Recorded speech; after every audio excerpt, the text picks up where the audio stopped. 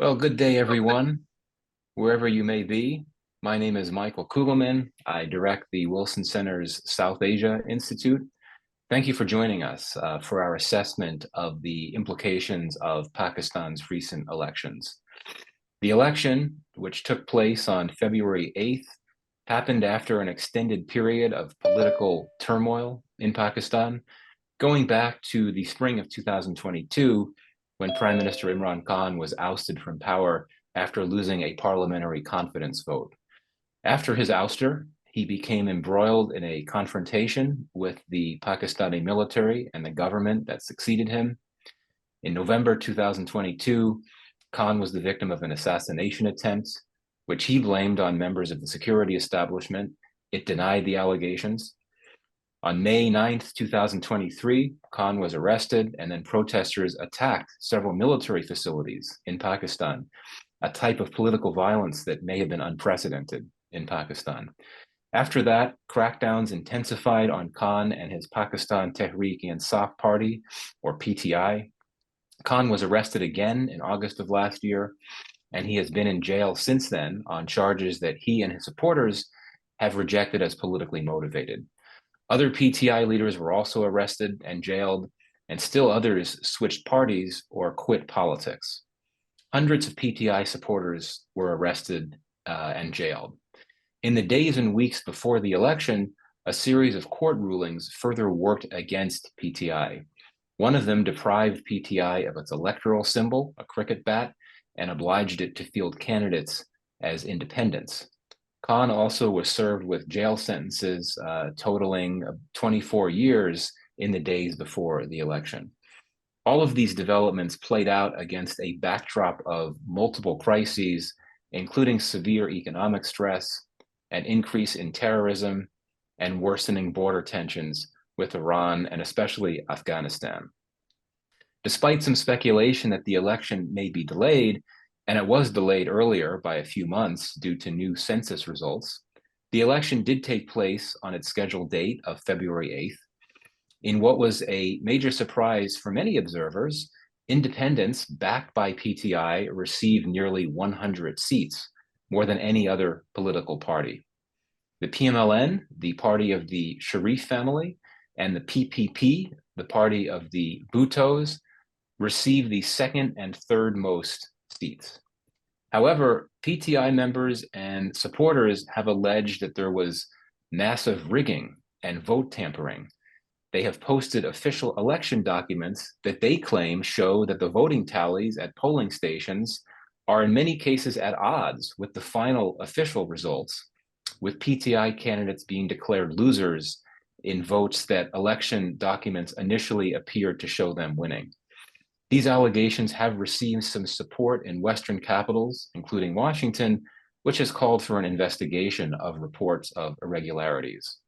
At any rate, yesterday, the PMLN and PPP announced that they have reached an agreement with several other parties to form a new governing coalition, with Shehbaz Sharif, who was the previous prime minister prior to the caretaker government that had been in office since August, tapped to lead the next coalition.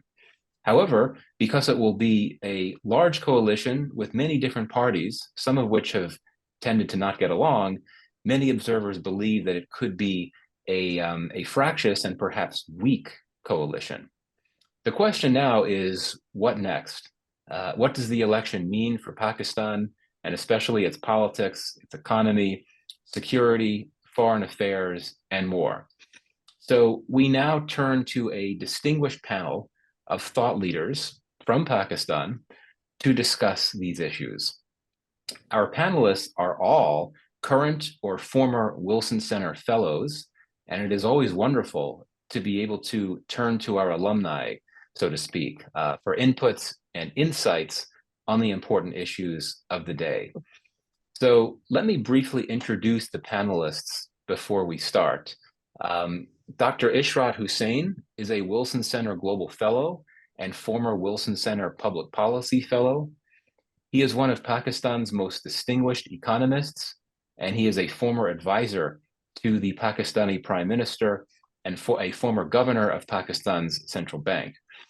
Dr. Simbal Khan is a former Wilson Center Pakistan scholar. She is an expert on Afghanistan-Pakistan relations, and she is currently at UNDP Pakistan, the UN Development Program. She was previously director for Afghanistan and Central Asia at the Institute of Strategic Studies in Islamabad. We also have with us Ambassador Maleha Lodi, who is a former Wilson Center Public Policy Fellow. She is one of Pakistan's most distinguished former diplomats, and she is a former ambassador to the US and the UN. Finally, I believe we have now, he had been experiencing some connectivity issues, but I believe he's with us now, will be joining us very shortly, Bakr Sajjad, who was the first Wilson Center Pakistan Fellow, a new Wilson Center scholarship program. And he is currently completing his Wilson Center project on Pakistan's policy choices vis-a-vis US-China competition. And he is a longtime diplomatic and national security correspondent at the Dawn newspaper. So we're going to begin now, and the format will be, I will ask our panelists a series of questions, and we will have a discussion among us before we open things up to the audience. If you in the audience watching now have a question that you would like to pose to the panel, please use the chat box on your screen. And once you type in your question and hit send, then it will be whisked through Cyberland over to me. So with that said, let's now go to the questions. And we will start with a question on the political state of affairs. Pakistan was experiencing major political tensions and polarization in the months leading up to the election. So what do you think that the election results and post-election developments to this point mean for Pakistani politics and for public perceptions of Pakistani politics? Now, I had wanted to pose this question initially to Bakr, but we're still waiting for him to join. So would any of our other panelists like to weigh in on that question first? Sure, I can take a shot at it. Please. I think, I mean, your question is a pretty, wide one. It's a broad question. What I would say is that, there were all sorts of dire forecasts about the election, that because there was a lackluster election campaign, people simply would not come out. There were also predictions of a outcome that everybody said was, not everybody, but many people said it was a foregone conclusion. But what we saw was people coming out in reasonably large numbers. And I think that showed how much people or the electorate felt, or the voters felt, they had a stake in the democratic process. And they felt that the vote did matter. So I think the power of the vote, as used by so many people who came out, is something which is good for democracy. But then, given the political tensions that you mentioned before, this election, the hope was that it would deliver political stability. But in the near term, it doesn't seem to have done that at all, because it has reinforced the polarization. It has produced a hung parliament. It has produced a fractured mandate. And I think, look, going forward, and I'll close on this, I don't want to take too much time. We are looking at a minority government now, which is going to be poised rather precariously. And that is the government that will be expected to take tough economic decisions, because Pakistan's economy is still in the critical ward.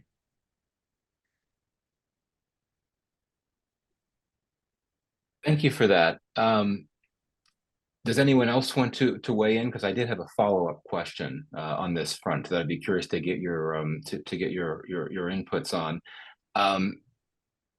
You had mentioned, Ambassador Lodi, this issue of the turmoil that had played out beforehand, and there had been, I think, some hope that this election would restore some semblance of stability. But indeed, it looks like this likely next coalition will be somewhat similar to the previous one.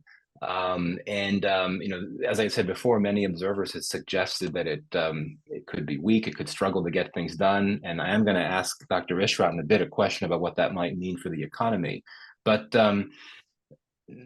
do you think that we could see any risks of problems down the road, mobilizations that could lead to unrest? And if so, what might be the triggers for that? And I understand we don't want to speculate too much. I mean, we don't know what's going to happen tomorrow. It's difficult to say. But sort of looking further down the road, is there reason to be concerned about the risk of political unrest or instability beyond what we've had to this point with the election?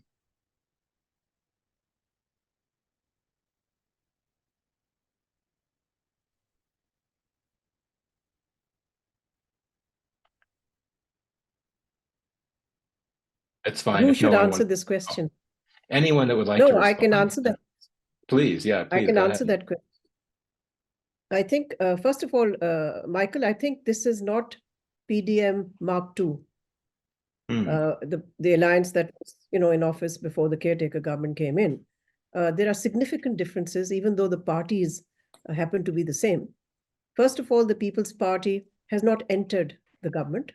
It will only support the PMLN-led coalition in the vote for the Prime Minister, in the vote for, the government coming into formation. I mean, for government formation. So I think that's one significant difference. The other significant difference is that there'll be a huge opposition bloc in parliament comprising PTI-backed candidates. That wasn't the case before, because if you remember, PTI members of parliament had walked out and boycotted parliament before. So the PDM had a pretty easy ride. Now it'll be much tougher. And as I said before, this is minority government which will be very precariously poised, because it's not going to be easy for them to get things done. One, because they won't have that many votes, and the People's Party has also said that they will, they've been a little ambiguous on this score, but basically the message from them is, well, we will look at the steps the government takes and the measures it takes on a case-by-case basis. So we'll vote for what we agree with. And I guess what they mean is they won't vote for what they don't agree with. And they've also been recalling the fact that they had differences, internal differences with the PMLN party when they were last in coalition with them in that 16-month period that the PDM was in office. So we're looking at a very, we're looking at possibly a politically sort of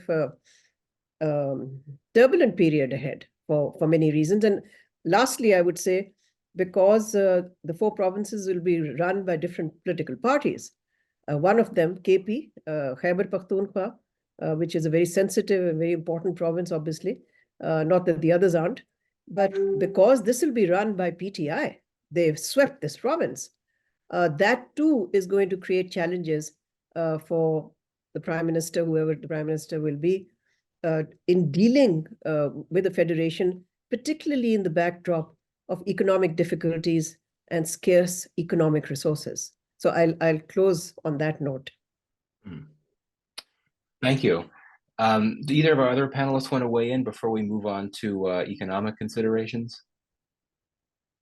Yeah, Michael, please. if I could just add, I'm completely agreeing with Ambassador Malia's really excellent analysis of the current situation. But I think you mentioned the turmoil before the elections, leading up to the elections, and then the post-election result, which has come as a surprise to literally everyone, including myself.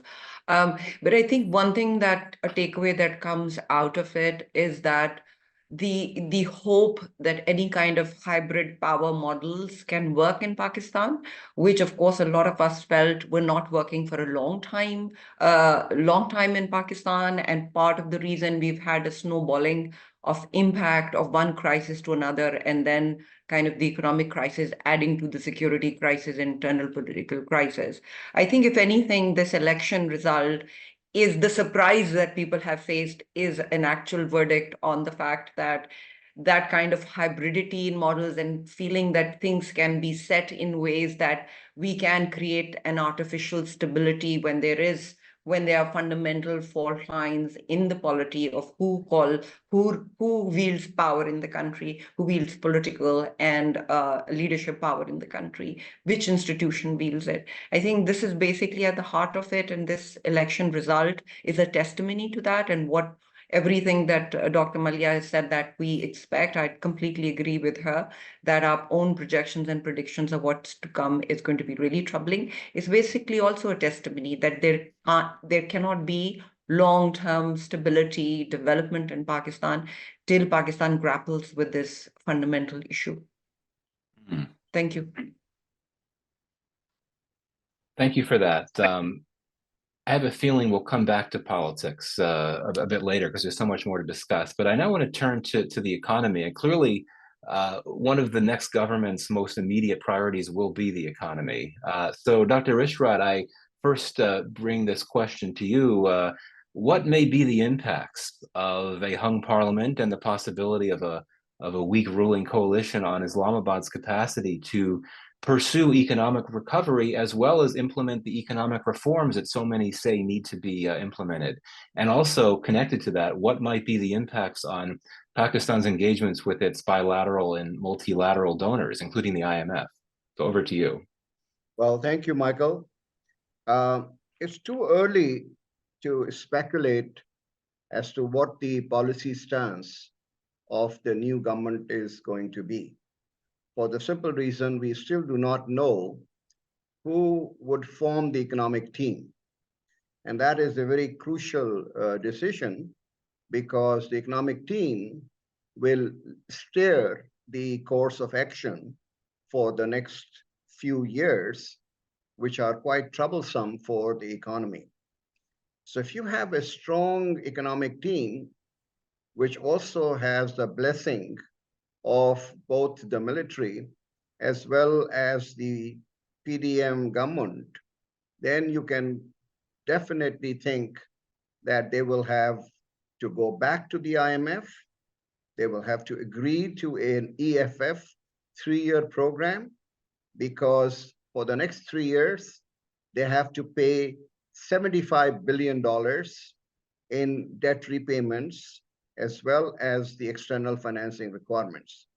And nobody is willing to come to their rescue without a fund program. Even their bilateral donors who have been giving money before 2022 on their own relationship basis have indicated very clearly that their disbursements would be very much linked with that of the IMF program.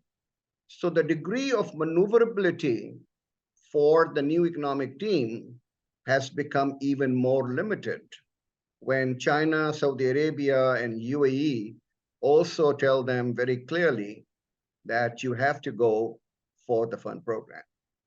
The second scenario is that they have to come up with a consensus between the different political parties, because the PPP has different views from the PMLN on the economic paradigms. For example, the PPP has publicly said, unlike their first Prime Minister, Benazir Bhutto, who in 1988 had declared that the state-owned enterprises, which are not really contributing to the economy and creating a burden on the exchequer, should be privatized, the present stance of the PPP is totally opposed to that. So unless you have this particular consensus on the contours of the economic policy between the two major players, which is the PPP and PMLN, I don't see much progress as far as the economic reforms are concerned.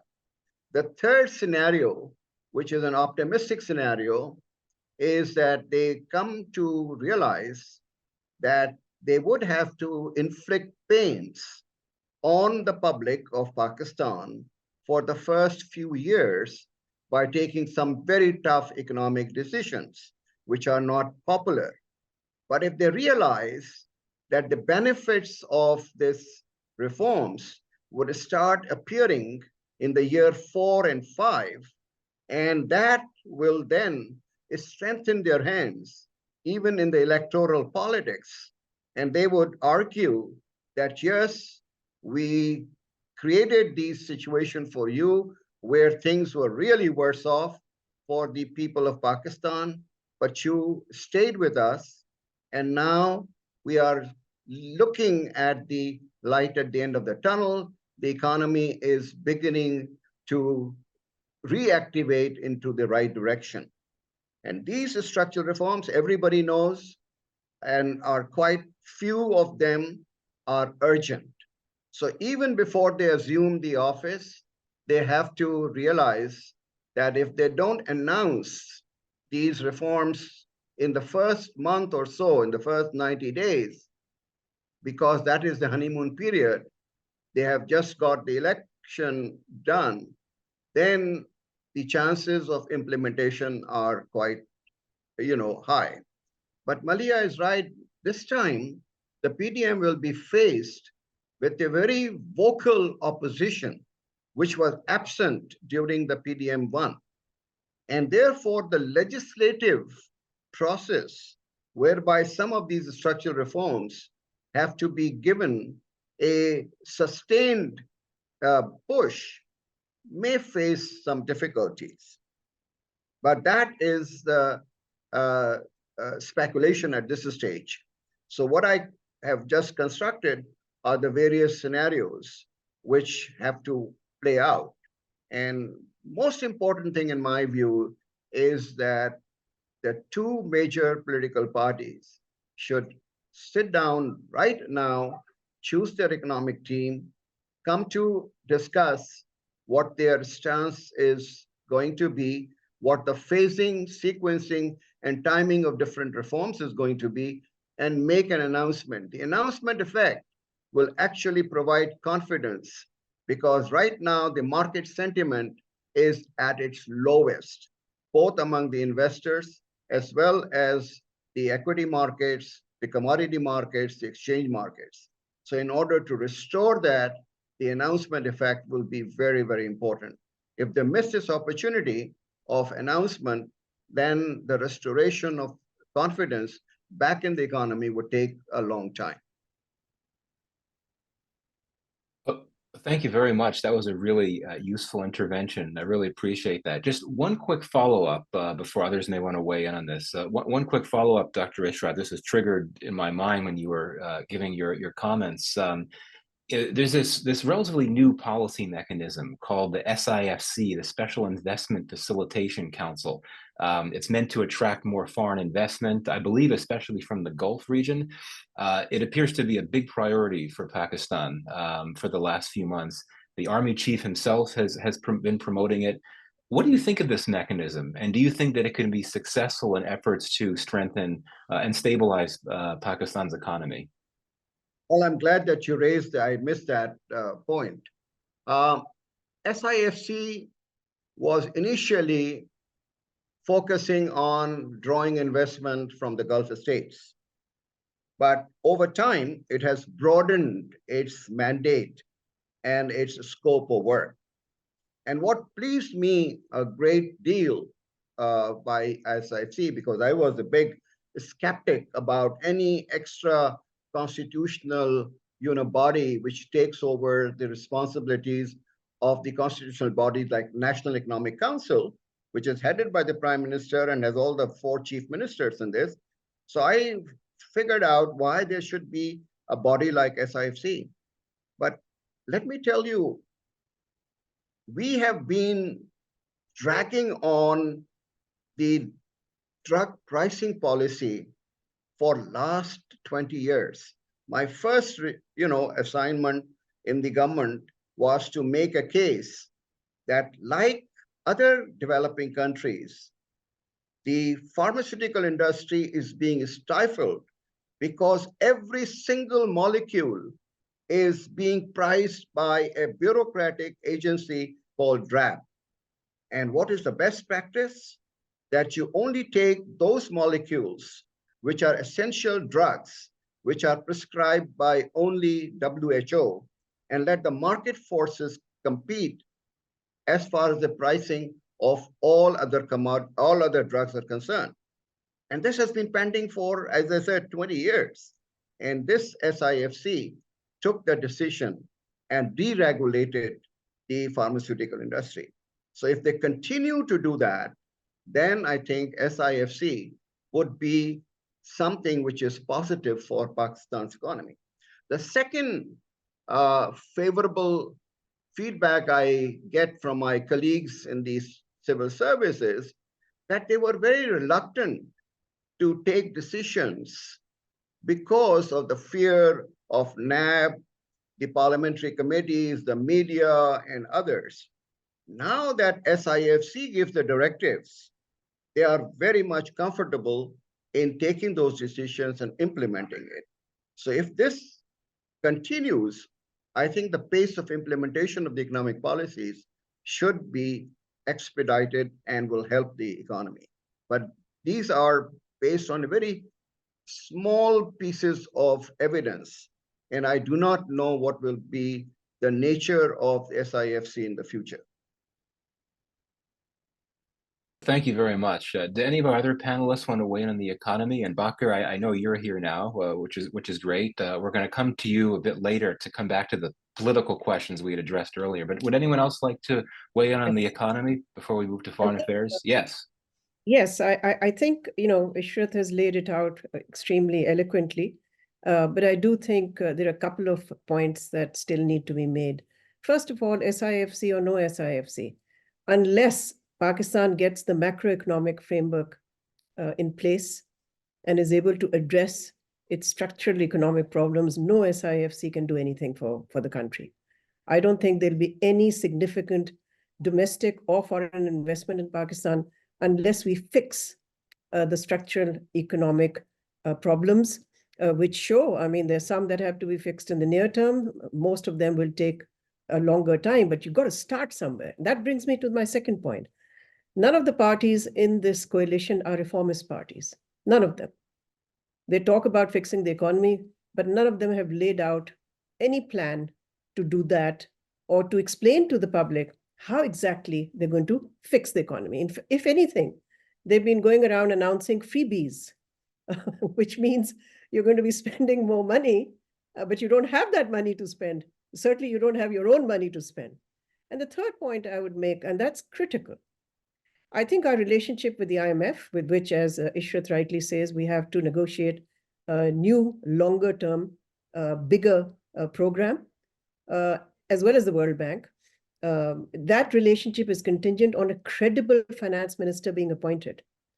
If, as speculation goes, Mr. Ishaq Dar is going to be reappointed, I can tell you it will really create problems with the multilateral development agencies. In fact, many of the diplomatic missions in Islamabad are also very concerned about the return of Mr. Dar because he has a track record which does not inspire much confidence among these institutions and amongst many of our bilateral donors. So I think, all of these issues will have to be addressed.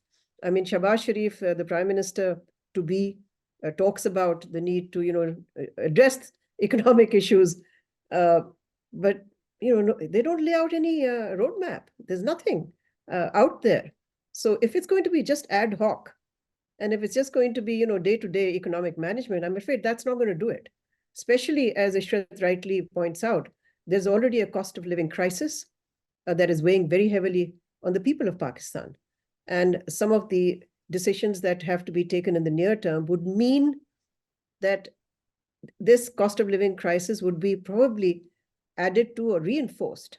So we do need a government which is, one, has political credibility, and two, has an economic team that has the credibility to deal with our creditors as well, bilateral as well as multilateral. So I'll close on that. I agree with Malia on points 1 and 2. I think I started saying that unless they have the macroeconomic reforms, the structural reforms, nothing will move. And that's why I said 3 years of pains, because the structural reforms will create pain. And I also said the economic team and what its strength is going to be. So I agree.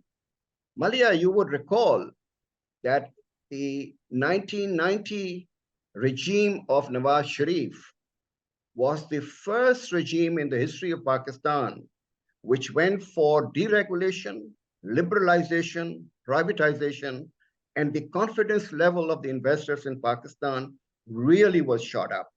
Because the government was removed after 2 years and there was no backup of that, no follow-up of that, we fell behind. So I think they have the instinct. And second point I would like to bring your attention, that you remember that we were having problems after Miftah left with the IMF. And Shehbaz Sharif personally flew to Paris to talk to Kristalina and assured her that we would follow all the conditions which were incorporated in the program and which were not being followed. And they did. They took tough decisions on gas pricing, on electricity pricing, although I don't agree that raising the prices is the right solution unless you fix up the institutions. But at least they followed the IMF, and IMF then came back with this package, which is we're following. So I would submit that there are some forces within the coalition, which if they are given the free hand, they will lead to the reformist path. How far this is going to happen, I don't know, but I'm just giving you a different kind of perspective.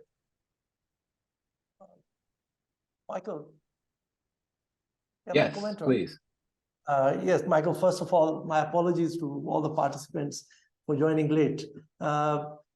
Michael, I would agree with what Malia said, that none of the three major political parties, although the incoming government is going to navigate a very complex economic landscape characterized by high debt payment, or repayment obligations, the need for a new IMF program, and potential growth amidst fiscal challenges, and the imperative for managing political and economic stability. But unfortunately, they don't have a plan, or they have not shared a blueprint.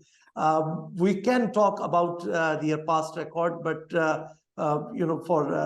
for projecting how they will move forward, we need to see the plan that they have shared in the manifestos. But though they have given they have set lofty goals, but they have not shared their plans. So, and what's complicating the situation is that there's political instability that has been renewed by the election, which poses a significant risk to the country's economic stability and development efforts. This uncertainty jeopardizes the critical financial support from IMF and undermines investor confidence and complicates the formation of a stable government, which will hinder the implementation of essential economic policies. This instability, I believe, would directly impact the economic reforms and investments necessary for growth. So unless we are able to bring some sort of stability in the political realm, I don't think that they will be able to proceed further with the reforms. First, they don't have a clear-cut agenda. Secondly, they lack that political consensus in the country. You remember that in the past negotiations with the IMF, they demanded sort of political consensus in the country. I don't think that would be that easy for them to manage this time, given the nature of the relationship between the political parties. So I fear that the default risk has been heightened by the situation which has been created after the elections, and it could lead to economic and social unrest. Thank you very much, Bakr. And does anyone else want to weigh in quickly on the economy before we move on to foreign affairs?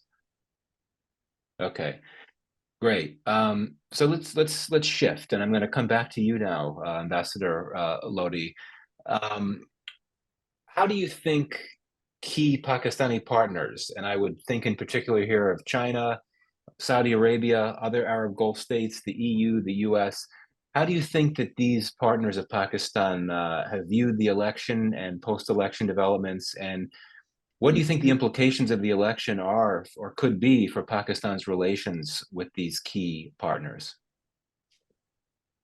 Well, to start with, I think China, Pakistan's strategic priority, the most important country for Pakistan right now, has been as concerned as the rest of the international community about the prospects for political stability in Pakistan, as well as how Pakistan is able to address the economic problems that we were just talking about.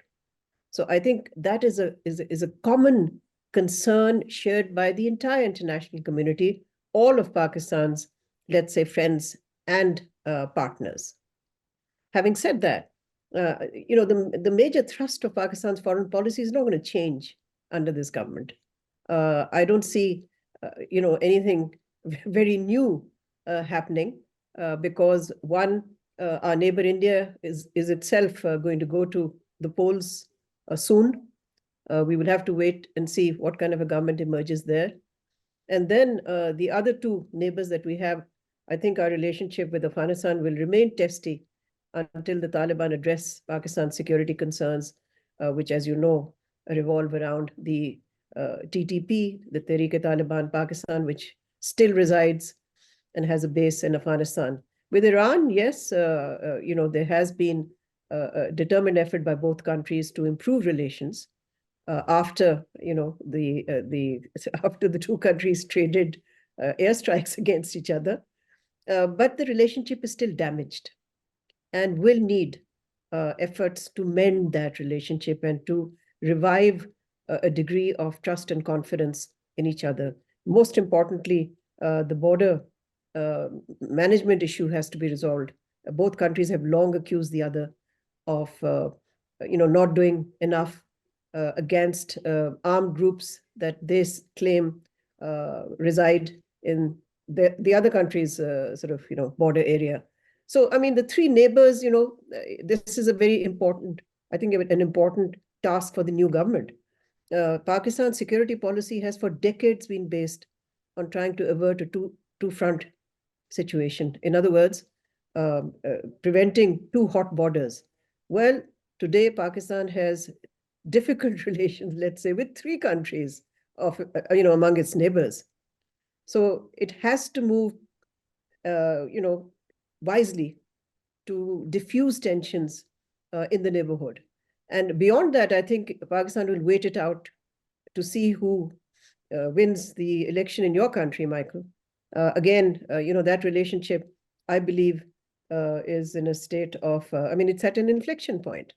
It has been at an inflection point since the US military withdrawal from Afghanistan 2.5 years ago, maybe a little more than that. So it needs to be reset, it needs to be restructured, it needs to find new areas of cooperation and to find the space between two key strategic priorities, Pakistan's priority being China and America's priority being India in the region. Between this, the challenge for the next government would be to try to find the space for a new relationship with the United States. So I'll just sum up by saying the broad thrust of Pakistan's foreign policy isn't going to change. We'll have to wait and see who the foreign minister is going to be, who is going to be selected as a foreign minister. And of course, because so much of Pakistan's foreign policy is security oriented still, the military has a big voice in the making of Pakistan's foreign policy. So, all of these factors have to somehow come together to see, which will determine the direction. But I don't see the direction of Pakistan's foreign policy changing in any appreciable way, especially because the US has an election and India has an election. Thank you. Thank you very much for that. And to your very important point about Afghanistan, in a bit, we're going to ask Simbal to weigh in on that, because I know that's something that she's looked at for many, many years. But first, Would anyone else like to weigh in more broadly on what the elections could mean for Pakistan's foreign policy? And I actually have a follow-up question, but first, any of our other Yes, panelists like to weigh in? Michael. Bakir, please. Yes. Michael, I agree with Maliha that there's a national consensus on many of the foreign policy issues. So more or less the trajectory would remain the same, but navigating the foreign policy would become increasingly complex, especially fostering progress in relations with the United States would present a formidable challenge. The government would find it difficult to implement innovative or out-of-the-box strategies to enhance relationship with the United States. As such, initiatives are likely to face intense scrutiny domestically, risking significant political capital for the ruling party. This situation is particularly pertinent in the context of navigating the US-China rivalry. I believe that Pakistan's diplomatic approach requires a more nuanced strategy than currently employed. The prevailing narrative that Pakistan is not engaged in camp politics finds few believers. Yet it is undeniable that Pakistan maintained constructive relationships with both the United States and China for various reasons.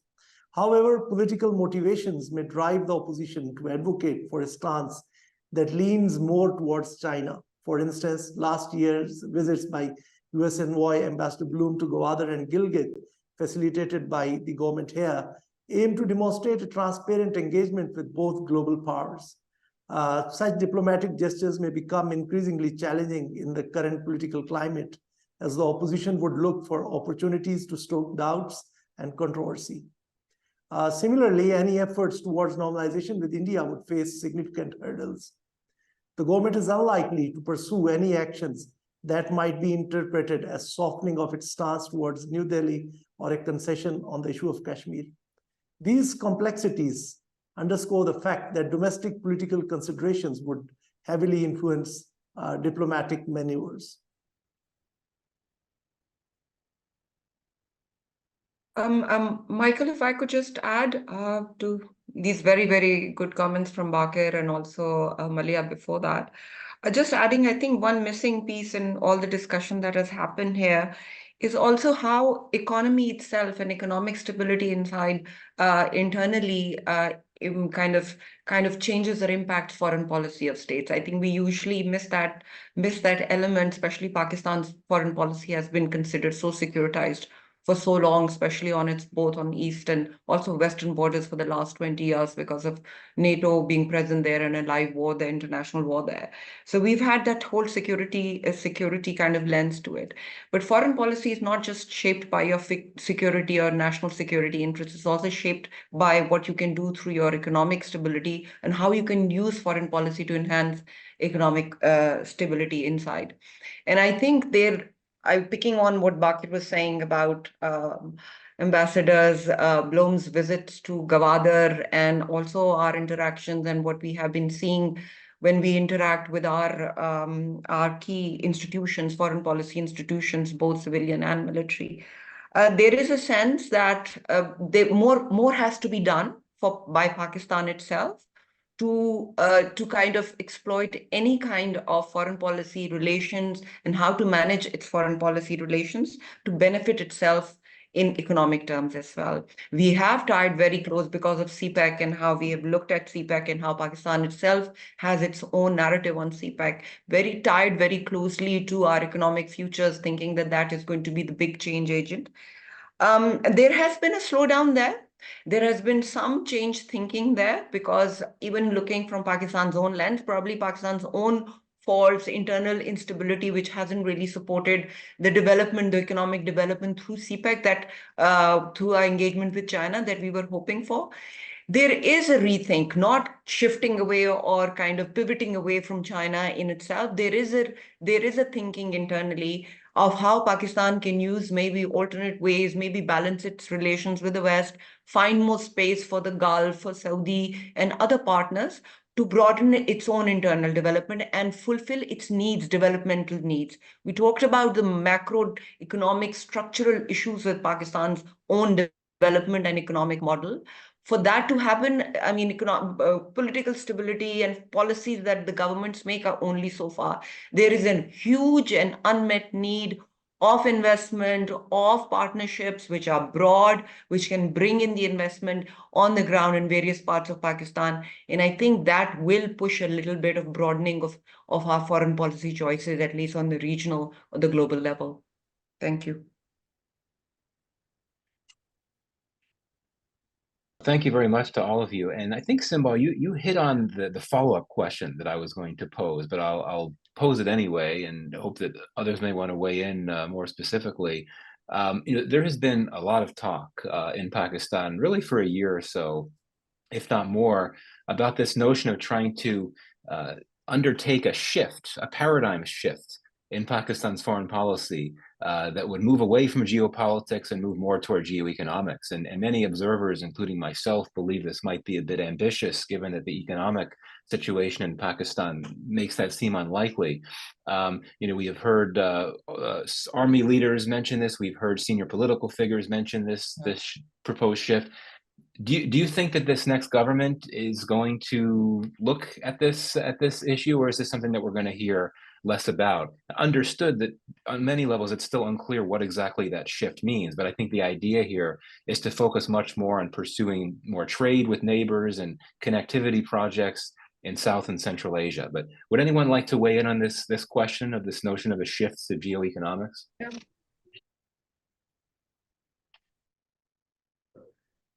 To start with, sorry, I hadn't unmuted myself. To start with, this whole geo-economic shift was at the declaratory level. It had no meaning at the operational level, none whatsoever, in my opinion. Because when you announce a policy of this kind, you need to have the credible means to show how you're going to achieve those goals. With an economy that was tanking most of the time, that was reliant on bailouts by outsiders, that doesn't really make it's not the right foundation for a geoeconomic strategy. In fact, that strategy then sounds like a flight from reality. So I was a very strong critic when this was first announced, and then, it was reiterated by others, subsequent leaders or governments. I mean, it's all very well to say we'd like to do this sometime in the future. But then you've got to also, be realistic and see, first of all, the impact of geopolitics on the country.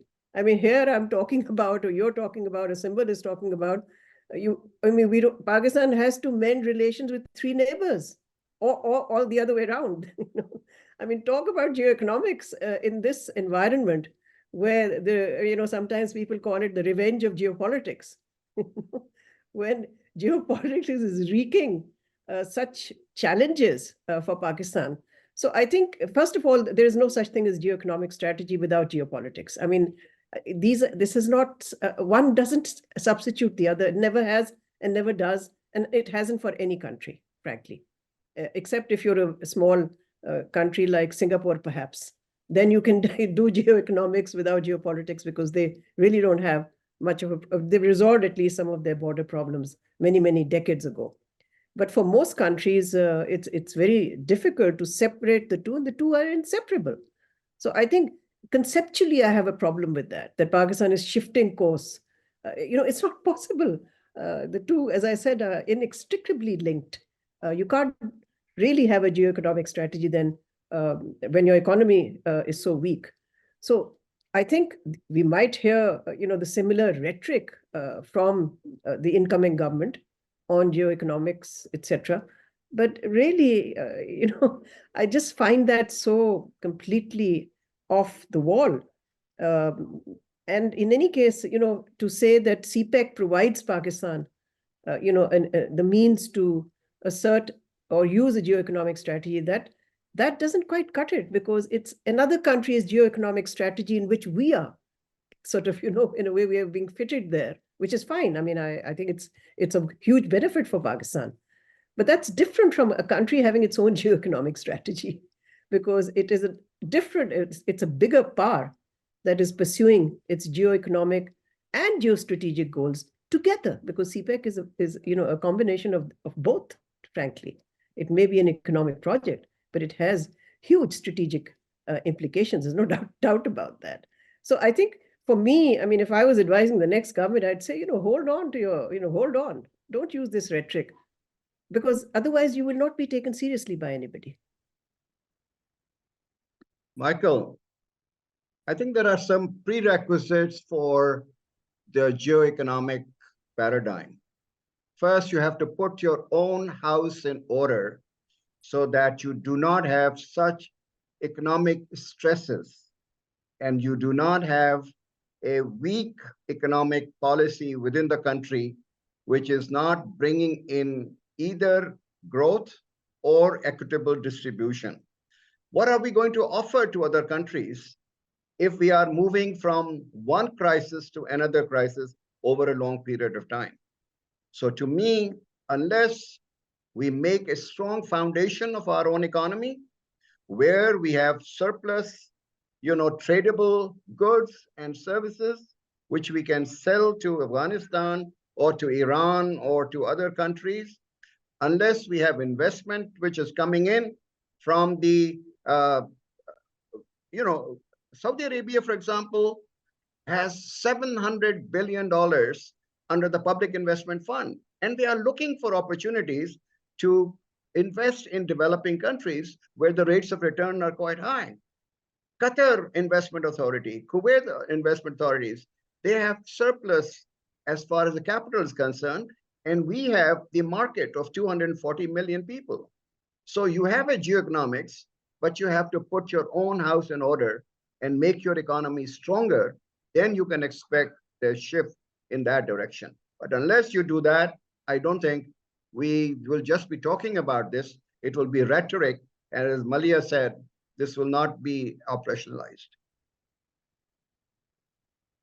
Thank you very much, Dr. Ishrat. So it seems like there's a consensus view in the panel that one should jettison this idea of a shift to geoeconomics for the time being.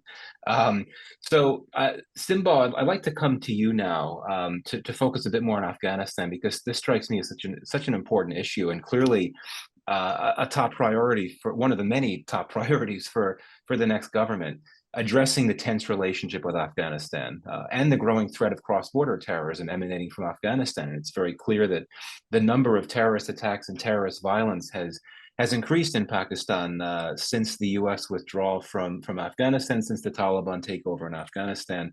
So, Simbal, what challenges do you think the next government could face with Afghanistan, with terrorism, and the broader threat of extremism? And if you'd like to get into not just border relations with Afghanistan, but with the other countries, and I know that Ambassador Lodi got into this a bit. If you'd like to talk about border issues, border tensions with Iran and India, that would be great too. But particularly on the Afghanistan front, would love to hear what you think on this issue. Yeah, and I think thank you, Michael, for this question on Afghanistan. But with Afghanistan also, I think, Michael, it is so relevant of all that we've discussed so far on Pakistan's kind of internal troubles that we have been facing, which has been an issue leading up to the elections and now even post-elections, as other panelists have just said, and I agree with them deeply, that we are again going to see an unstable phase of instability. And it has been, and I think the coming government itself will also be faced with that. And that has been one of the reasons that since the Taliban took over 2+ years ago in 2001, August, starting from that period, 6 months later, Pakistan has been in its own throes of political unrest, government change, no confidence votes, internal instability. And what was needed to shift to this new phase that was starting, it's a catalytic change that happened after 20 years of war.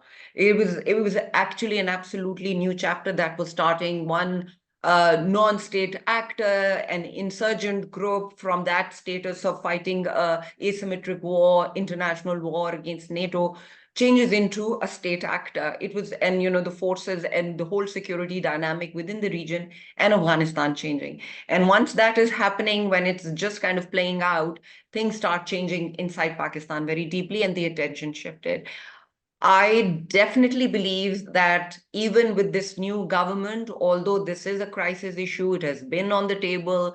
There's been, at least from the security establishment side, there has been efforts to kind of shape it, link it, try to control TTP factor, also changing relationship with the Taliban, who have moved into a very different state, and they have their own internal issues that are happening within Taliban movement itself, adjusting to that. I don't think that the new government will have that mind space or the time space to have a consolidated policy and look at it very deeply. We have been trying to address and do counterterrorism quite effectively, I would say, although the pain factor is still very high. We are losing security forces, police, military almost on a daily basis because of the cross-border attacks from TTP and some other affiliated groups. But talking a little bit about the bilateral relations for me with the Taliban, it has been very difficult last 2 years for some of the reasons that I've just mentioned before. Going forward, the only silver lining for me is on this front that after 20 years, at least on a strategic level, between Pakistan and also the Taliban, at the strategic level, the gap is not very big. On a larger level, what does Pakistan want from Afghanistan at this moment? Of course, I will come to the narrative. I mean, I'll come to the point of end to trans-border TTP attacks, end to the sanctuaries.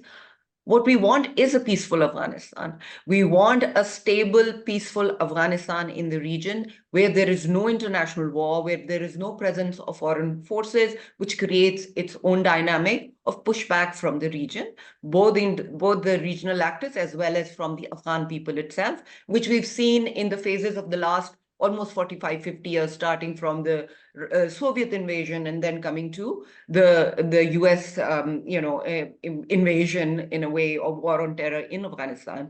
So on that front, we are kind of have a very similar strategic view of the future that we want for Afghanistan. We want an Afghanistan which develops, where there is growth, where there's enough support for the people of Afghanistan that they largely remain in Afghanistan, that there is no inflow into Pakistan. Pakistan is not capable of absorbing more Afghans into its own territory. The refugees is a separate issue. We can talk about it, which is an ongoing issue. I have very different opinions of how we handle it, and we shouldn't have done what we did in the past year with the Afghan refugees. But so on the strategic level, the issue is there is a kind of a meeting place for both the Taliban regime and us. We don't want another phase of civil war starting in Afghanistan. All that is there. On the tactical level, there are issues, mostly on the trans-border level, whether from the Taliban side, the issue comes, they say that Pakistan closes the border. The Pakistani border regime is extremely problematic for them, the way we manage it. I agree to part of the issues. Part of them are, of course, related to how they are managing things on their side. There is the trans-border movement of non-state actors, TTP, and along with other actors who are causing bleeding Pakistan in very difficult ways, causing problems, security problems on the whole spectrum of the border. These are the tactical level for me going forward will remain. We will have periods where things intensify and the relationship becomes difficult. But from how we have seen, both sides have tried to talk to each other. We were hoping that there is a stable political government that comes in, that we will be able to do more of a good cop, bad cop a little bit more, so that, at least the civilian side has a very high level relationship engagement, which I still hope should happen. And of course, the military and our security establishment who are in charge of securing our borders and securing our people and security forces on the border will have a hardline, more tactical engagement. Issues remain. Taliban themselves are settling in. Their security forces, of course, on the pictures look very good, and they're very well armed with all the military equipment left by NATO and left by the US. But inside, from what we follow and what we know, things are not as settled. They are kind of adjusting some of the Taliban into the regular Afghan security forces. Some are going into border security forces. So there are issues mostly on the border and some of the Taliban local security forces and the Pakistani side. But I think going forward, we will manage it, but it is going to remain unstable. But I don't think it's a break point between both the countries. I never thought it was. I don't think as long as the Taliban are there, as long as there is not a large scale uprising, which doesn't seem to be coming on, in play there, with our relations with the Taliban regime will remain manageable. I'm sorry I took so long, but I give the others a chance to talk about it. Absolutely. Thank you. That was great. Ambassador Lodi, you wanted to weigh in. Yeah, I just wanted to add to what Symbol has just said. I think the relationship between Pakistan and the Taliban authorities, we still don't recognize the government, is at its lowest point today. And Pakistan has, over the last several months, perhaps the last 1 year, had the military completely reshape Pakistan's policy towards the Taliban, completely reshape. And I say this on the basis of some authority. Reshape because we started off thinking that the return of the Taliban to power would help Pakistan secure its western border. Well, that expectation did not materialize. Quite the opposite happened. There was a surge in cross-border attacks. And as we know, the return of the Taliban government created a far more better environment for the TTP to operate against Pakistan. And that's something that's also been verified by the UN Sanctions Committee report, several reports on Al-Qaeda and the Taliban, and looking at all these militant groups in Afghanistan. So Pakistan then shifted course. It shifted course from initially a conciliatory and a policy that bordered on appeasement of the Taliban, in my opinion, to one that increasingly became one of tough love, and then a coercive policy. And I think that's where we are right now. I mean, over 1 year, we barely had any high-level engagement between the two countries, except a recent visit by one of the Taliban leaders, who was very close to their spiritual leader.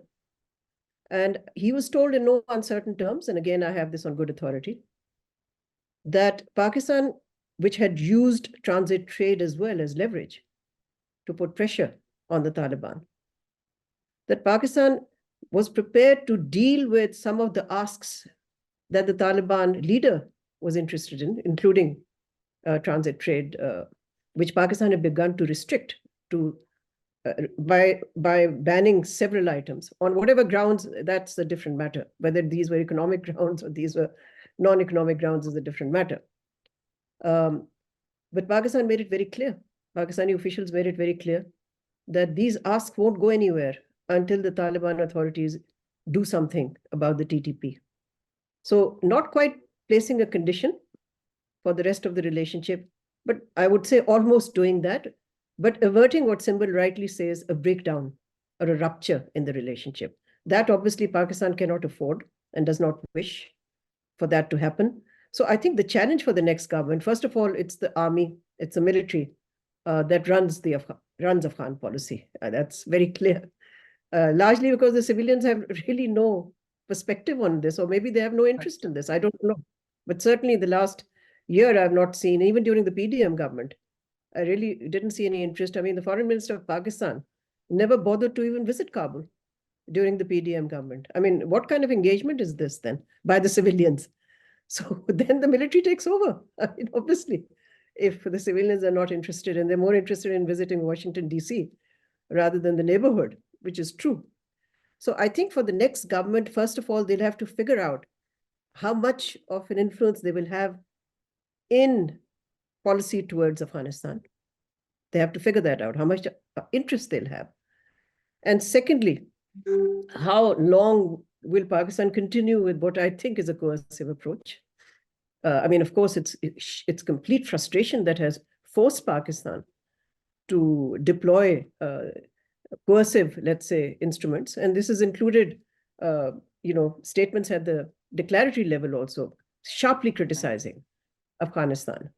So, coercive is in terms of actions as well as in terms of declaratory policy and public assertions. So I think this will be a big challenge, because this is a relationship clearly that Pakistan needs to also fix, but it can't fix it on its own. It will need And I think the last point I want to make is that at the moment we're waiting to hear from the Taliban side about what the spiritual leader thinks of what Pakistan has conveyed via this leader that had recently visited. I think Bakir, you wrote a story on it as well in Dawn, if I remember correctly. So that's where we are. This is not an easy area for the next government. If I can add just a Yeah. follow-up sentence or two sentences, I agree. On the policy, of course, has been, as I said initially, also has been led by the military, but a lot of our border security, cross-border link policies have been led by the military. That always remain, whether we have. There have been periods where the civilians came up with a strong thing, but I agree with Malia. There's very little bandwidth, very little interest in the last year, 2 years by the civilian, whether it was PDM government and their interim setups to even take on that policy. The military has been running that policy and they run the policy, and for them the targets are very clear. But it was also the military a few years ago who had a conciliatory policy based on, basically the last 20 years of a relationship there. We have a declaratory, a very strong coercive policy. Sometimes the last whole year it has been very strong, but behind the scene, a lot has been happening. Malia said we haven't heard back, but there has been many changes which also are followed by us from our side of what the Taliban are doing on some of our concerns that we raise. Some of the issues that we are raising, they are also unable to address in so many ways. There are issues of course, there's one element of this TTP equation that we have is a cross-border attacks, things, people crossing over, people being sent over. And our security agencies feel at least about 60% or so of attacks that have happened in Pakistan in the last year and a half, they have traced to some form links with the Afghan nationals involved in it. But then there is also what the Taliban are saying, and I think there is some hearing out to them also. There's also an element of some TTP affiliates, because TTP is also an umbrella organization. There's a Marwat group, there's a Ganda group, there's a bunch of other groups from Lucky Marwat and Dera Ghazi Khan and others who are, kind of very, very active on the ground in attacking security forces and, creating terrorist incidents, which are loosely affiliated, and their drivers are also Pakistan's own challenges, CT challenge that Pakistan internally faces. So we are dealing with that. There's some messaging coming from the Taliban where they are trying to address some of our issues by moving TTP fighters away from the borders, trying to close them down. There are issues still by some of the factions left close to the borders. So it's a long-term issue. Pakistan will continue to deal with it. As I said, I foresee periods where things are still kind of routine. There is cross-border trade and, more normal relations. Well, which will be interspersed with periods of extreme hostility and difficulty with the Taliban regime. I think that's going to be something that the new government is going to deal with. Michael, I would like to add a couple of points to that, if you allow. Yes.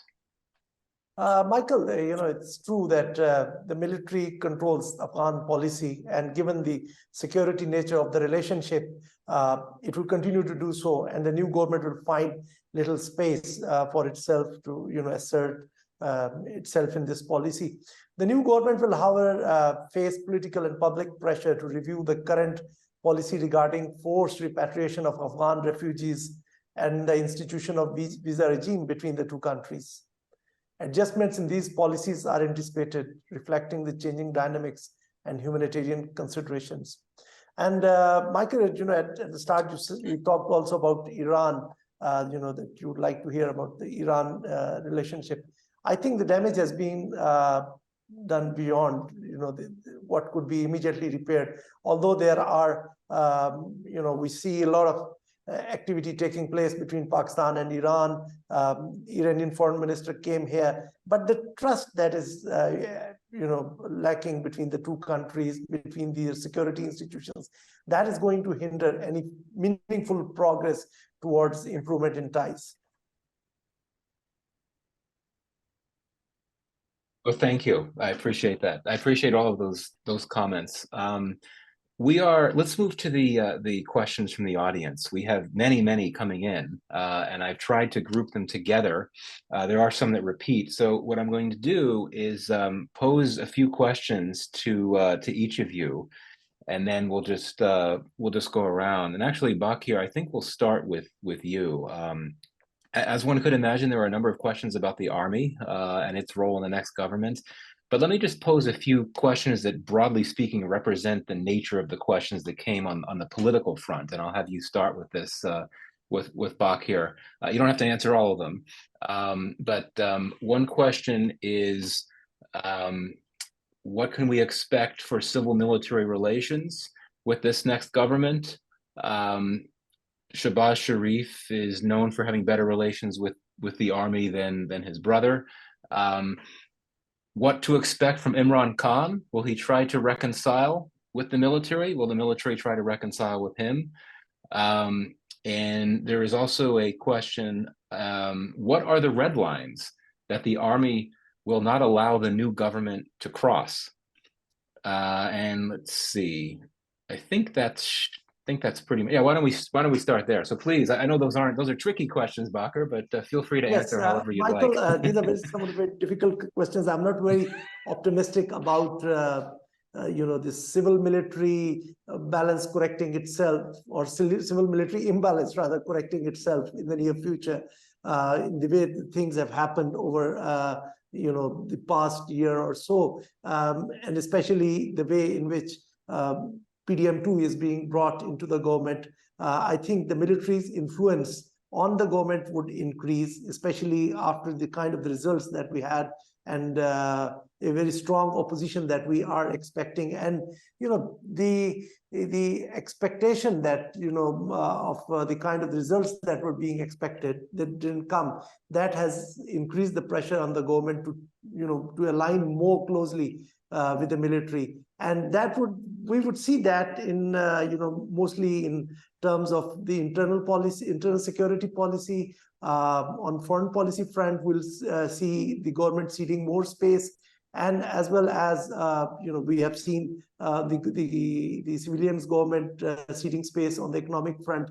So I don't see Shahbaz Sharif government asserting itself and trying to reclaim that space, especially in view of the kind of polarization that we are seeing in the country at the moment, and Imran Khan looking in a combative mood and trying to force his way back onto the negotiating table through the numbers that he has won in the just concluded electoral exercise.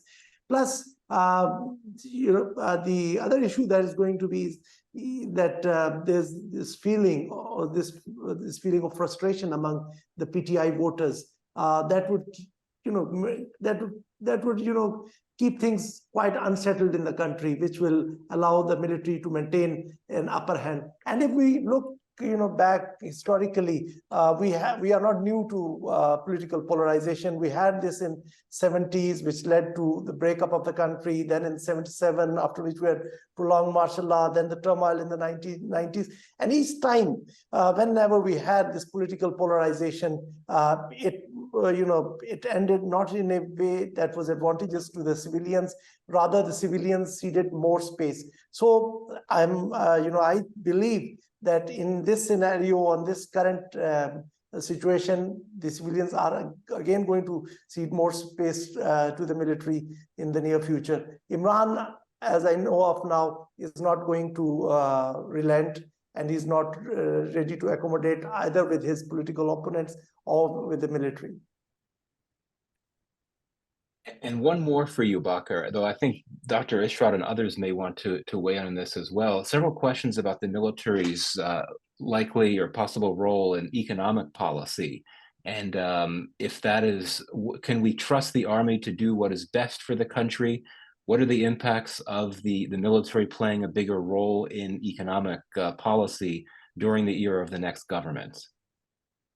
Michael, I think the best thing that the army can do is to retreat and focus on its own role, that is of defending the borders and at the maximum looking after internal security. They should leave the economic management to the government of the day, and they can manage it much better. Pakistan needs structural reforms, and for that they need internal cohesion and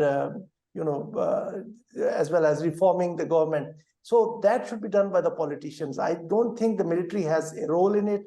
Military will keep trying to influence the direction of the economy, thinking that it can, resuscitate it. But I think the politicians or the political government would be better positioned to deal with it. Michael, if I can just add here, I think I Yeah, disagree please. a bit with Bakir here, but because I think on this question, very briefly, military has gotten itself a seat at the SIFC. And as Ishrat Saab and Malia and everyone have talked earlier about the role that the SIFC is likely to play, I think the military will be having some and actually quite an important say on our large economic discussions, and supporting the political government, or also basically even disagreeing with them possibly in the future on this. Simple, sorry, before others can respond, I didn't mean that the military will go back and it's going to leave it to the civilian government. What I'm saying is that the military should go back. They should. They should play a role. They should. But they are keeping ideally. SIFC. They are into other structures, and they won't allow the political government to manage the economy freely. That's my fear. Sure. Michael, the problem in Pakistan is that we have diagnostics about every single economic problem. We have working plans, all sectors of the economy where structural reforms are. So when people talk, oh, we need plans, the problem is the implementation of those reforms. My desk was full of the reports from both the donors as well as from the working groups in the government, which has analyzed to the state of paralysis on energy sector, on SOEs, on FPR restructuring, on every single issue which we call as the structural reform. The problem is implementation, implementation, and implementation. And there are three constraints to that. One, the bureaucracy in Pakistan has become totally dysfunctional. They don't really carry out things on their own initiative. So if somebody is nudging them and holding them accountable, they will get things done. That is number one. Number two, there is no mechanism where inter-provincial and the federal coordination mechanism takes place. And I give you an example, for example. Wheat prices were announced by the federal government that this will be the wheat price of 2,000 rupees. And the Sindh government turned around and said, oh, we cannot do that. We will do it 2,400. If you have this kind of mechanism where the provinces and the federal government sit down together and sort out these kind of disputes, that is going to lead to a better implementation of the reforms. And the third point I would like to make is that as far as the whole question of the powers of the military is concerned, they should not actually be dictating the terms. They should only be listening to the problems of the civilian government, of the ministries, and trying to help sort them out. And this is what I expect the SIFC can do in order to expedite the implementation. My problem is not plans, not working papers, not actions, but it is implementation. And having spent 20 years in the government, I can say that there is a need for such a body which can resolve the disputes, which can nudge the civil servants to take action and hold them accountable. But I don't want the military to take the dominant role as far as the economic policy making is concerned. So I wanted to make that distinction. Thank you. And let's just stay with you for another minute, Dr. Ishrak, because there were a lot of questions about the economy. And so I'm just going to pose essentially the gist of what they were getting at. What could a coalition government mean for FDI prospects? Might structural reforms be too politically risky for the next government to carry out? And how can the new coalition government mitigate the impacts of the difficulties of economic reforms on the most marginalized? Finally, are there any countries in the region that could be quasi-models for how economic reforms could be done right by the next government? A lot of tough questions, but if you just want to briefly take a crack at any of those, that would be great. Well, let me take the last question. I will place my new book, which is India, Pakistan, Bangladesh, 1947 to 2022, Development Pathways, which has just come out.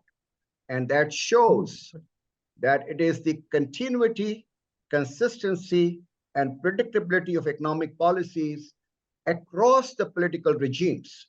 Khalda Zia and Hasina Wajid are bitter rivals. They call them battling Begums.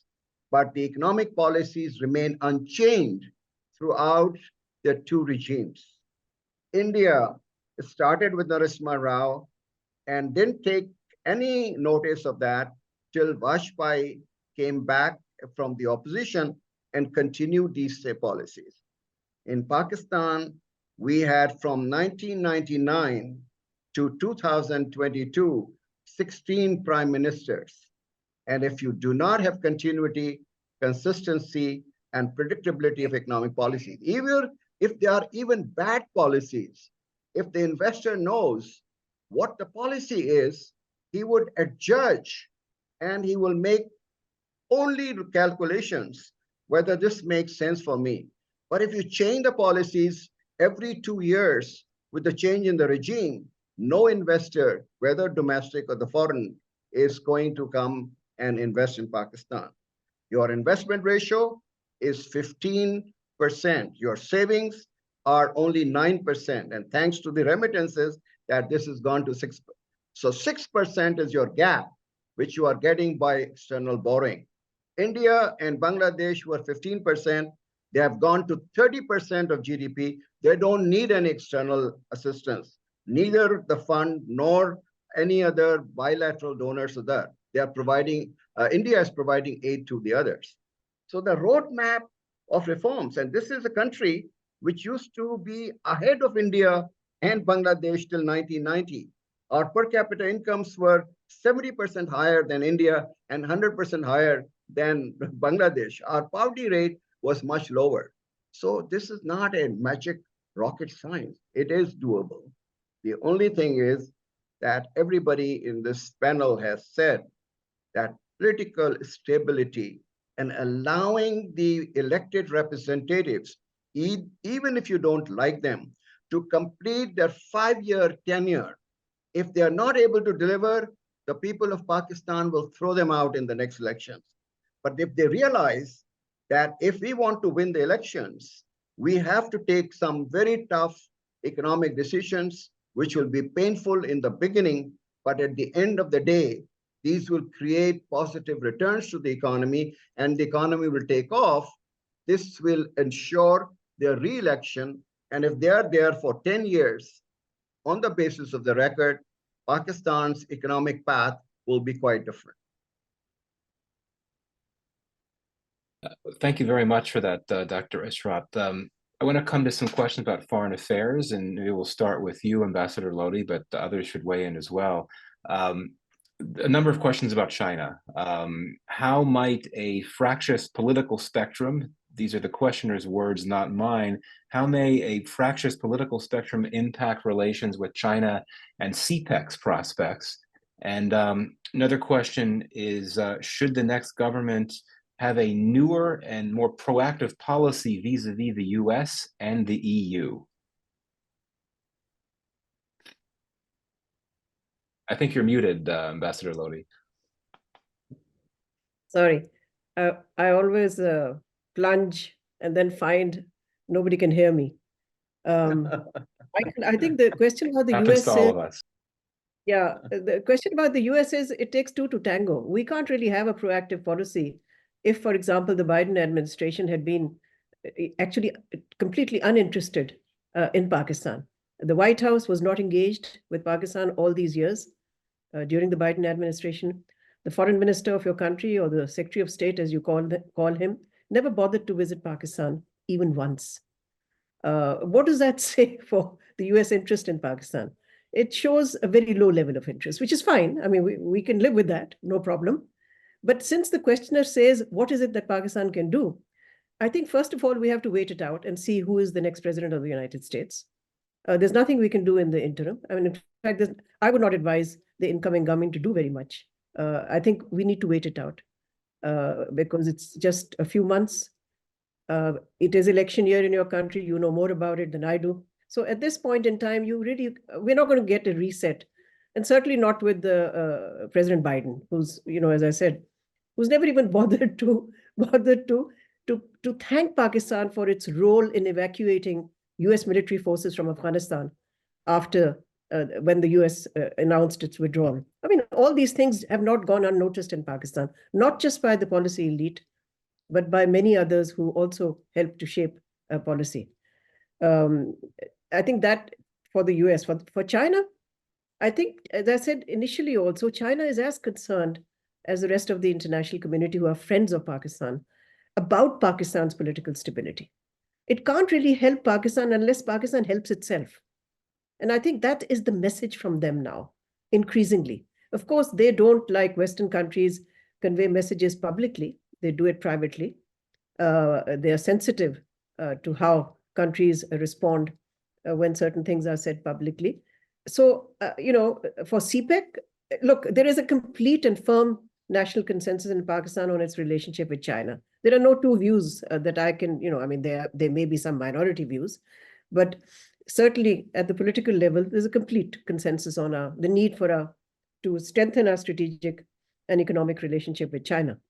But so I don't think that's going to change under the next government. They're not going to de-emphasize the relationship with China. They'll continue to give it the highest priority, especially since Shahbaz Sharif has been very, very, proactive in terms of his visits to China and his engagement with China.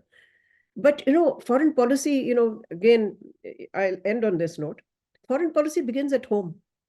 Unless we fix the home base, talking about China, the United States, the EU, etc., it's all very well. Of course, foreign policy doesn't freeze just because you're fixing domestic problems. But your inability to fix domestic problems, your continued reliance on bailouts from outside, your continued economic dependence on outsiders is not going to make for an effective, strong foreign policy, period. So I think, all of this goes hand in hand. We can't really deconflict the two and pretend that somehow foreign policy is something up in the air, disconnected from the domestic base. So the stronger the domestic base, the more effective our foreign policy, and the more the government then has the ability to take initiatives. Otherwise, we can't take initiatives. Thank you. Thank you. Thanks to all of you. We're down to our last few minutes, but there was one question, actually several questions that relate to Pakistani Americans and their role. I thought I may want to pose that to anyone that would like to respond. A number of questions about what can Pakistani Americans do to help the people of Pakistan achieve democratic outcomes during the next government. And there are also some questions regarding Pakistani Americans' role in helping with economic stabilization. Does anyone want to respond to that question before we begin to close? I think definitely on the economic front, more than kind of stabilizing Pakistan democratically. I think the Pakistani Americans, from what I've seen myself, have a really great role inside the US. They're mostly very high-level economic earners. They're very important members of the US, important citizens, members of their community. As far as they can become ambassadors for Pakistan in the US, channeling economic and other investment into Pakistan, I think that's great. Increasing educational and technological links between the two countries, that is great. And especially on the technology front. I think there's a lot missing conversation on what tech can do in solving some of our economic issues also. Of course, the structural issues are there, and Pakistan will need the next decade to be able to overcome and stabilize its economic structures if we started working on it today. But there is a way that tech and technology can overcome that gap a little bit and also provide employment and livelihoods to a lot of youth that we are adding to our markets today, which probably because of this economic slowdown, economic issues that Pakistan has, will find very difficult to find livelihoods and employment.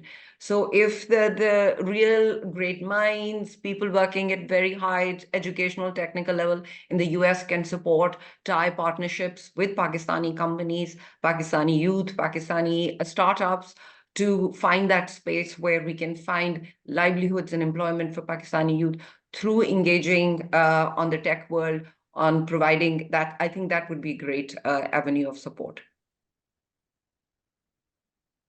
Well, thank you for that, Simbal. And I think that's actually a very good note to conclude on. It's been a discussion that has not necessarily featured much good news and optimism, but I think it's important to look at the possibilities for what the Pakistani diaspora here can do. So I appreciate that.